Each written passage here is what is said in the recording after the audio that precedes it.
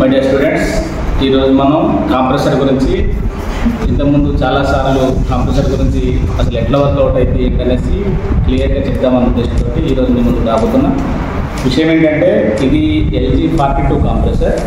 దీని లోపల అసలు ఎయిర్ అన్నది డిశ్చార్జ్ నుంచి high pressure high liquid gas అన్నది ఏ రకంగా విడుదలైంది, అదే రకంగా మళ్ళీ మ్యాక్చర్ వైజ్గా ఎట్లయితే సెక్షన్ నుంచి సెక్షన్ ద్వారా గ్యాస్ మళ్ళీ ఎట్లా రిలీజ్ అయింది అనేటువంటి ఇది కంప్రెసర్. ఈ కంప్రెసర్ నుంచి అసలు దీని సిస్టమ్ ఎట్లుంటుంది అన్నది ఒకసారి అబ్జర్వ్ చేద్దాం. ఇది వచ్చేసి కంప్రెసర్ ఎప్పుడు కూడా వైబ్రేషన్ కాకుండా అటు ఇటు దెబ్బ తగలకుండా ఏదైతే మనకు వైండింగ్ ఉంటుందో వైండింగ్ లోపల ఏదైతే పేపర్ ఉందో ఆ పేపర్ ఎటు తగలకుండా లేదా ఈ కంప్రెసర్ మిషనరీ ఏదైతే ఉందో అది ఎటు ఒకవైపు తగలకుండా కరెక్ట్గా బ్యాలెన్స్ ఉండడం కోసం లోపల స్ప్రింగుల మీద దీన్ని అరేంజ్ చేస్తారు. స్ప్రింగుల మీద అరేంజ్ చేసినట్లయితే దీనికి స్ప్రింగ్ యాక్షన్ ఉంటుంది కాబట్టి దీన్ని అటు ఇటు కూడా కదలనీయకుండా చూడడం కోసం ఇది ప్రిపేర్ చేస్తారు. సెకండ్ థింగ్ ఏంటంటే మనం వచ్చేసి స్టేటర్ దగ్గరికి వచ్చేద్దాం. స్టేటర్ వచ్చేసి ఈ రెండు వైండింగ్ తోటి కూడినటువంటి రెండు వైండింగ్లు, ఒకటి ఏంటి స్టార్టింగ్ వైండింగ్, ఒకటి రన్నింగ్ వైండింగ్. ఈ రెండు వైండింగ్లు దీని మీద ఆధారపడి ఉంటాయి. స్టార్టింగ్ వైండింగ్ వచ్చేసి ఓన్లీ కంప్రెసర్ని స్టార్ట్ చేయడం కోసం ఉపయోగపడుతుంది. రన్నింగ్ వైండింగ్ వచ్చేసి ఎప్పుడూ దాని మీద పవర్ నిలబడి ఉంటుంది కాబట్టి దాన్ని రన్ చేయడం కోసం ఉపయోగపడుతుంది. స్టార్టింగ్ వైర్ మీద ఓన్లీ కొన్ని సెకండ్స్ మాత్రమే పవర్ దాని మీద ఆధారపడి ఉంటుంది. కొన్ని సెకండ్స్ తర్వాత స్టార్టింగ్ మీద ఉన్నటువంటి పవర్ ఏదైతే ఉందో అది కట్ అయిపోయి రన్నింగ్ మీద మాత్రమే పవర్ ఎస్టాబ్లిష్ అయి ఉంటుంది. ఓకే, చూడండి, స్టేటర్ను తీసినట్లయితే స్టేటర్ లోపల రెండు రకాల వైండింగ్ ఉంది. రెండు రకాల వైండింగ్ ఏంటంటే ఒకటి స్టార్టింగ్ వైండింగ్, రెండు రన్నింగ్ వైండింగ్. స్టార్టింగ్ వైండింగ్ ఎప్పుడైనా సరే తక్కువ గేజ్ SWG తక్కువ గేజ్ వైర్ తోటి అల్లి ఉంటుంది. రన్నింగ్ వైర్ వచ్చేసి స్టార్టింగ్ వైర్ కంటే కూడా కొద్దిగా హెవీ గేజ్ తోటి ఇది వైండింగ్ చేసి ఉంటుంది. ఇంకొకటి ఏంటంటే స్టార్టింగ్ వైండింగ్ రన్నింగ్ వైండింగ్కి తేడా ఏంటంటే స్టార్టింగ్ వైండింగ్ ఏదైతే ఉందో ఈ స్టేటర్ కోర్ ఏదైతే ఉందో కోర్కి బయటి వైపుగా రన్నింగ్ వైర్ ఉంటుంది. ఏదైతే మనకు లోపల బోర్ లోపల ఏదైతే రూటర్ తిరుగుతుందో ఈ రూటర్ తిరగడం కోసం స్టార్టింగ్ వైర్ అన్నది మనకు లోపటి వైపుకు ఉంటుంది. లోపటి వైపు ఉన్నది ఏదైతే ఉందో ఏదైతే సన్న గేజ్ వైర్ అయితే ఉందో దాని మీద దాని రెసిస్టెన్స్ పవర్ ఎక్కువగా ఉంటుంది. సన్న గేజ్ ఏదైతే ఉందో దానికి రెసిస్టెన్స్ పవర్ ఎక్కువ ఉంటుంది కాబట్టి దాన్ని లోపటి భాగంలో వేసినట్లయితే అది స్టార్ట్ చేయడం కోసం ఉపయోగపడుతుంది. అది రన్నింగ్ వైర్ ఏదైతే ఉందో రన్నింగ్ మీద కరెంటు ఎప్పుడు ఆధారపడి ఉంటుంది కాబట్టి ఎప్పుడు దాని మీద నడుస్తూ ఉంటుంది కాబట్టి దాన్ని దొడ్డు గేజ్లో దాన్ని వైండింగ్ చేసి పెడతారు. ఒకటి ఏంటంటే ఈ వైట్ పేపర్ ఉంది కదా, ఈ వైట్ పేపర్ ఎక్కడైనా కాలిపోయినా లేకపోతే దీని బాడీకి ఎక్కడైనా షార్ట్ సర్క్యూట్ అయినా కూడా జస్ట్ ఈ వైర్ కేబుల్ ఏదైతే ఉందో జస్ట్ దీని బాడీకి తగిలినా దీని ఎనామిల్ ఎక్కడన్నా పోయి బాడీకి తగిలినా ఎట్లా ఇవ్వండి ఇట్లా ఎక్కడైనా దీని ఎనామిల్ పోయి ఒకదానికి ఒకటి తగిలినా లేకపోతే ఈ ఎనామిల్ పోయి కంప్రెసర్ బాడీకి తగిలినా ఇది బాడీ షాట్ రావడం కోసం ఆస్కారాలు ఉన్నాయి. కాబట్టి ఈ ఎనామిల్ కోటింగ్ పోకుండా స్టేటర్ను చూసుకోవాలి. స్టేటర్ను దెబ్బలు తగలకుండా స్టేటర్ను చూసుకోవాలి. సెకండ్ థింగ్ ఏంటంటే ఇక్కడ CSR వైండింగ్స్ ఉన్నాయి. CSR అనేది రన్నింగ్ అన్నది రెడ్ వైర్గా, బ్లాక్ వైర్ అన్నది స్టార్టింగ్ వైర్గా, వైట్ వైర్ అన్నది కామన్గా తీసుకుంటారు. కామన్ వైర్ C అంటేనేమో ఓన్లీ కామన్, రెడ్ అంటేనేమో రన్నింగ్, బ్లాక్ అంటేనేమో స్టార్టింగ్ ఓన్లీ స్టార్ట్ చేయడం కోసం ఉపయోగపడుతుంది. రన్నింగ్ వైర్ 24 గంటలు దీని మీద కరెంటు తోటి ఇది ఆధారపడడం కోసం దీని మీదనే కంప్రెసర్ అనేది నడుస్తూ ఉంటుంది. ఈ స్టేటర్ ఏదైతే ఈ స్పేస్లో కూర్చుందో ఈ స్పేస్లో కూర్చున్న తర్వాత దీనికి పవర్ ఇచ్చిన తర్వాత ఈ పవర్ వల్ల ఏమైందంటే ఈ లోపల రూటర్కి ఏదైతే ఉందో లోపల బోర్లో మ్యాగ్నెట్ ఏర్పాటైంది. ఈ మ్యాగ్నెట్ ద్వారా ఈ రూటర్ ఏదైతే ఉందో ఈ రూటరు తిరగడం స్టార్ట్ అయింది. ఈ తిరగడం దీనికి పవర్ ఇవ్వడం వల్ల ఇది తిరుగుతుంది. అదే దీని నుంచి పవర్ కనుక రిలీజ్ కాకపోతే రూటర్ అన్నది తిరగదు. రూటర్ తిరిగిందనుకోండి, రూటర్ తిరుగుతూ చూడండి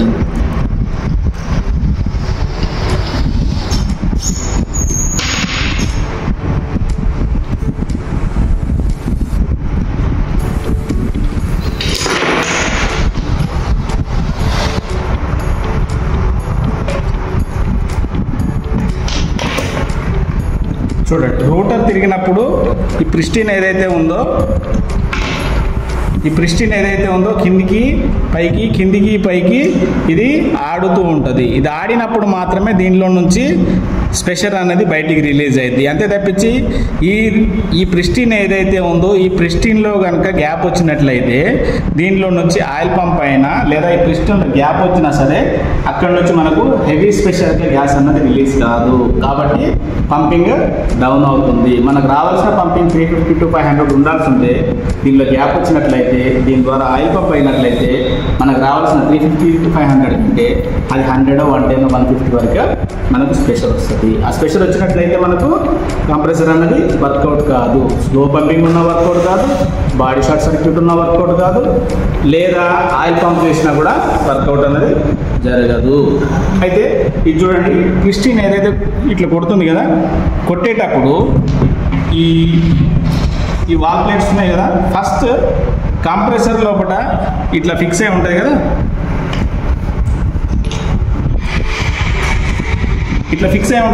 ఇట్లా ఫిక్స్ అయి ఉన్నప్పుడు ఈ లోపటి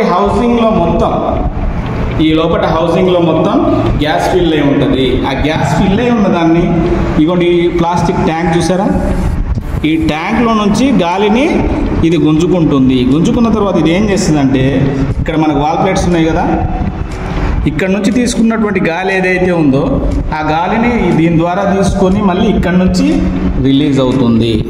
ఇక్కడ నుంచి రిలీజ్ అయింది ఏదైతే ఉందో ఇక్కడనే ఉంటే కలవదు కాబట్టి దీన్ని ఈ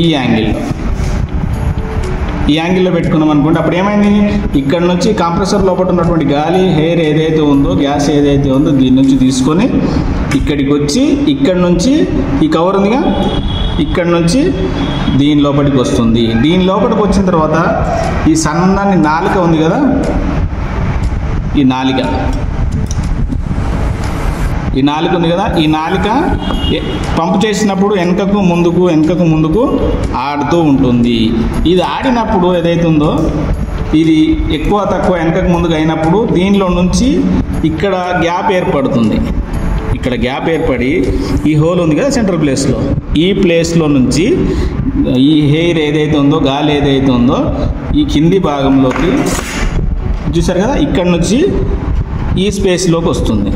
ఈ స్పేస్లోకి వచ్చిన తర్వాత ఇట్లున్నటువంటిది ఈ ట్యాంక్ ఉంది కదా, ఈ స్టోరేజ్ ట్యాంక్ లోపలికి ఇక్కడ నుంచి వచ్చిందంతా ఈ రకంగా వచ్చిందంతా దీని లోపల నుంచి వచ్చిందంతా దీనిలో స్టోర్ అవుతుంది. స్టోర్ అయిన తర్వాత యాజ్ టీజ్గా అక్కడనే ఉంటే దాని పని పరిష్కారం కాదు కనుక, మనకు రిఫ్రిజరేషన్ కూలింగ్ కాదు కనుక దీన్ని ఇక్కడ నుంచి ఈ హోల్ ఉంది కదా, ఎక్స్ట్రా హోల్, ఈ హోల్ అంటే చూడండి ఈ హోల్ ఇక్కడ నుంచి బ్లేడ్ తీసుకుంటుంది, తీసుకున్న గాలిని ఈ హోల్ ద్వారా లోపలికి పంపిస్తుంది. లోపలికి పంపించిన తర్వాత ఈ ట్యాంక్ ఉంది కదా, ట్యాంక్లో ఫ్లో అవుతుంది. ట్యాంక్లో ఫ్లో అయిన గాలి ఏదైతే ఉందో ఈ హోల్ ద్వారా మళ్ళీ యథావిధిగా కంప్రెసర్కి ఇగో చూడండి, ఇవి వచ్చేసి base screws, wall plate base screws. ఈ వాల్ ప్లేట్ బేస్ స్క్రూస్ కాకుండా మనకు ఇంకొక స్క్రూ ఉన్నది ఏదైతే ఉందో అది పంపింగ్ పోయేటటువంటి మనకు ప్రెషర్ ఏదైతే పోతుందో హెయిర్ ఏదైతే పోతుందో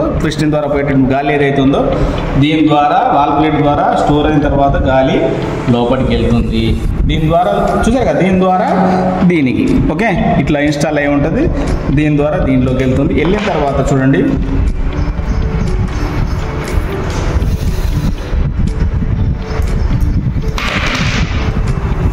ఇదిగోండి, ఇక్కడ నుంచి వచ్చినటువంటి గాలి ఏదైతే ఉందో ఇక్కడ ఉంది కదా, ఈ ప్లేస్లో ఉంది కదా, ఈ ప్లేస్లో నుంచి ఇక్కడ గాడి ఉంది చూడండి ఒకటి, ఈ ప్లేస్లో నుంచి గాడి ఉంది అక్కడ,